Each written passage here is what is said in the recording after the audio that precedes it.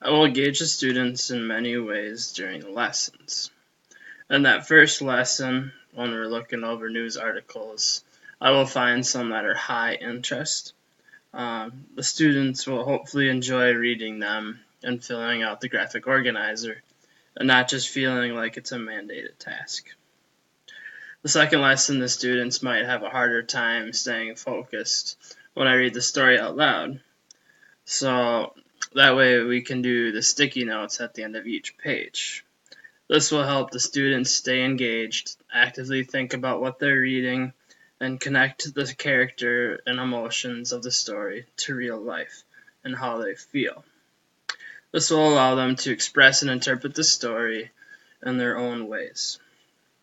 The third lesson will allow the students to engage in group discussions with their peers.